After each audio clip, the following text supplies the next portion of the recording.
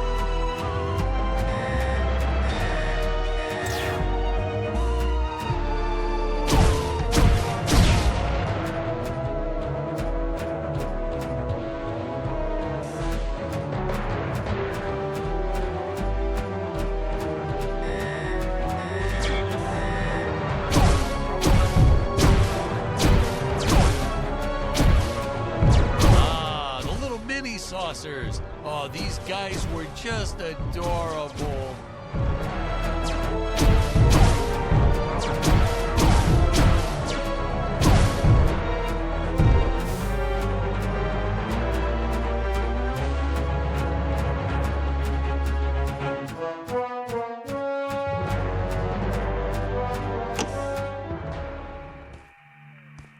I was a huge fan of the old classic movie, The Flea from 1958. So I created this monster as sort of an homage, in respect to that film. I have the darndest time with that word, homage.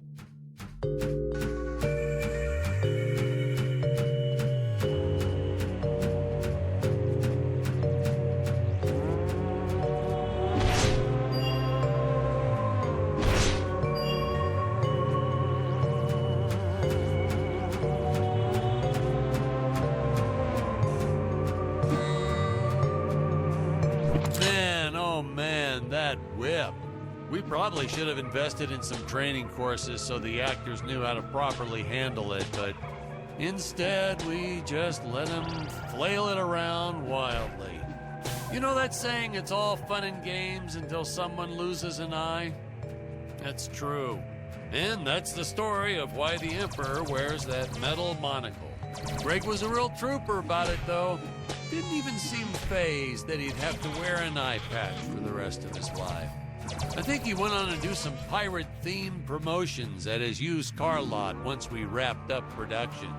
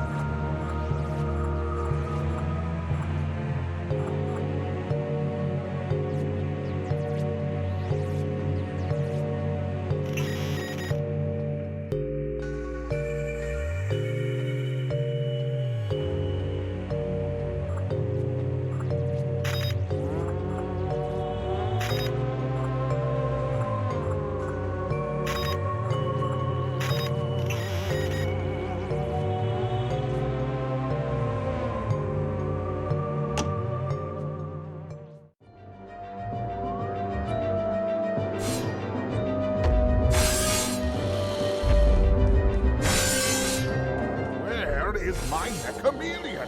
Why has it not pulverized the intruders already? Wait, John Eminence. I was installing photon lasers into its eyes. I hadn't finished. So, the chameleon might be somewhat, well, blind. My indomitable guardian is blind? I do not tolerate failure, Doctor. Getting these two to do their scenes together was enough to make your head spin. They weren't, strictly speaking, actors. Well, not in your usual sense. Ludwig here, or Dr. Peculiar, actually was a doctor. I think I told you that before. Greg, our emperor, well, that's a whole different can of beans. Our casting guy found him on a used car lot. Greg talked him into buying just a horrible car. Thing never ran. Oh, then when he tried to get his money back, Greg just laughed maniacally, so doggone it, he offered Greg the role right on the spot. He said, "Dan, this guy is perfect."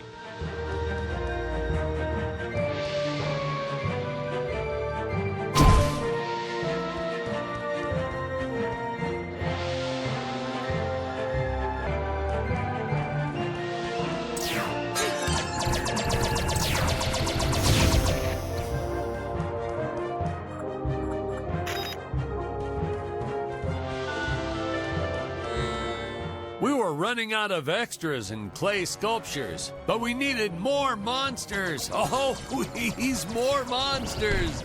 So we had this brilliant idea. If you stick a puppy inside an old vacuum cleaner, wham, instant monster. Throwing a string of Christmas lights and it's camera ready in 5 minutes. And that had to be some kind of world record or something.